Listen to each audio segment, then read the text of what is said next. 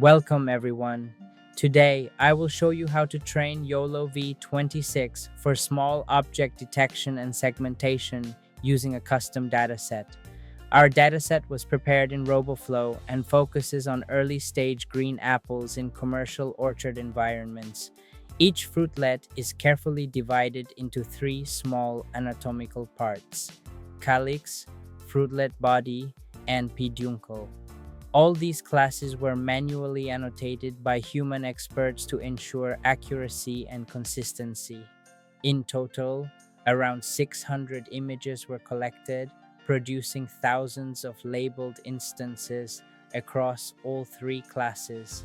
These annotations were then exported in YOLO format for training YOLO v26. Before we start, I kindly ask you to subscribe to the channel so you don't miss more videos like this, and it also really supports me and the work I'm doing. Thank you. Step 1 is environment setup and NumPy fix. In the first step, we are preparing the Python environment for training YOLO v26. This step is very important because many training errors come from version conflicts, especially related to NumPy. Recent Python environments often install NumPy 2.x by default, but most deep learning libraries, including Ultralytics YOLO, are still optimized for NumPy 1.x. If we do not fix this, training may fail or crash silently. So first we uninstall any existing NumPy version, then we explicitly install NumPy version 1.24.3, which is stable and widely compatible with PyTorch. Next, we install SciPy version 1.10.1, which works correctly with this NumPy version. Finally, we upgrade the Ultralytics package to make sure we are using the latest YOLO v26 code. After installation, we verify the setup by printing the installed versions of NumPy and SciPy. This confirms that the environment is correctly configured. Once this cell finishes, it is mandatory to restart the kernel. This ensures that Python reloads the correct library versions before we continue to GPU detection and training. Step 2. Fixing NumPy version conflicts safely. In this step, we are explicitly fixing NumPy version conflicts. Even after installing the correct versions, Python environments sometimes keep old or incompatible packages in memory. This can cause unexpected training errors later, especially when using PyTorch and YOLO v26. First, we check the currently installed NumPy version. This helps us confirm whether NumPy 2.x or another incompatible version is still present. Next, we completely uninstall NumPy, SciPy, and Matplotlib. These libraries are tightly connected, so removing them together avoids hidden dependency conflicts. After that, we install compatible and stable versions: NumPy version lower than 2, SciPy version lower than 1.11, Matplotlib version lower than 3.7. These versions are known to work reliably with Ultralytics, YOLO, and PyTorch. We then verify the installation by printing the installed versions of NumPy and SciPy. The checkmarks confirm that the correct versions are now active. This final step is critical. You must restart the kernel. Restarting ensures that Python fully reloads the correct libraries before we continue to GPU detection and training. Once the kernel is restarted, we can safely move to the next step. Step 3. Verifying environment after kernel restart, GPU and CUDA check. After restarting the kernel, we now verify that our environment is correctly configured. This step ensures that Python is using the right library versions and that our system is ready for training YOLO v26. First, we check the NumPy version. We import NumPy and print its version to confirm that NumPy 1.x is loaded correctly. If NumPy version 2.x is still detected, it means the environment was not reset properly and we need to rerun the previous step. Next, we check PyTorch. which is the deep learning framework used by YOLOv26. We print the installed PyTorch version to confirm that it is available. Then we check whether CUDA is available. CUDA allows PyTorch to use the GPU for accelerated training. If CUDA is available, we display the name of the GPU, the total GPU memory. This information helps us decide batch size, image resolution, training duration. If CUDA is not available, the script clearly notifies us that training will run on the CPU instead. By completing this step, we confirm that the environment is clean, the libraries are compatible, and the hardware is ready. Now we can safely move on to training YOLOv26. Now that our environment and GPU are fully verified, we can move to the core step of this tutorial, which is training YOLOv26 for small object detection. In this step, we are training the model directly on full images without any slicing or SAHI-based inference. This helps us understand the baseline capability of YOLOv26 for detecting small objects using standard training, clearing GPU memory. We begin by clearing the GPU cache. This step frees any previously allocated memory and avoids out-of-memory issues during training. Although this is optional, it is a good practice when running multiple experiments on the same GPU. Dataset and output paths. Next, we define two important paths: the dataset path, which points to the data.yaml file, and the output directory, where all training results will be saved.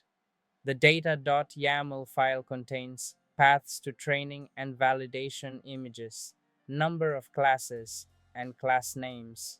The script checks whether this file exists.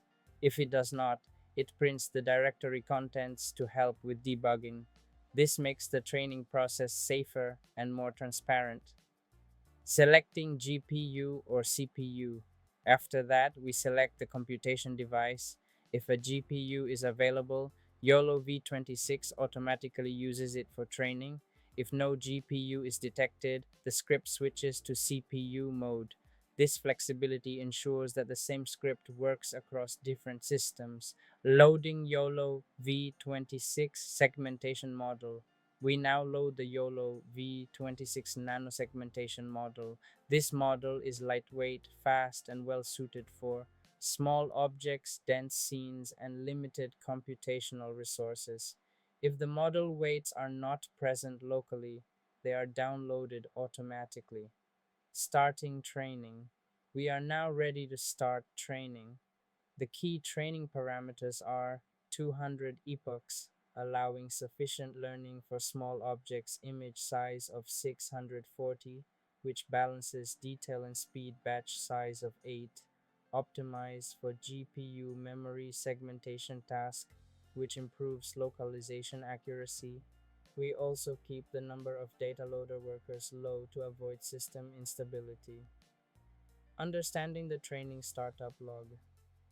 When training begins, Ultralytics prints a detailed configuration summary. This log confirms Python version, PyTorch version, CUDA availability, GPU name and memory. It also lists all training hyperparameters such as learning rate, augmentation settings, optimizer behavior, and loss weights. One important line here is overriding model.yamlnc equals 80 with nc equals 6. This means the pre-trained model originally had 80 classes, but it is now correctly adapted to our 6 custom classes. Training duration and efficiency. In this experiment, 200 epochs completed in under 1 hour, which shows how efficient YOLOv26 is, even for segmentation tasks. After training, the optimizer state is removed from the saved weights. This reduces file size and makes the model easier to deploy. The final model size is only about 6.6 megabytes, which is excellent for edge deployment. Model validation and architecture summary. After training, YOLO v26 automatically runs validation using the best model checkpoint. The architecture summary shows 139 layers, about 2.7 million parameters, only 9 G-flops.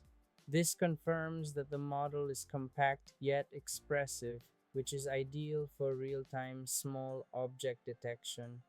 Interpreting detection and segmentation metrics. Now let's interpret the evaluation results.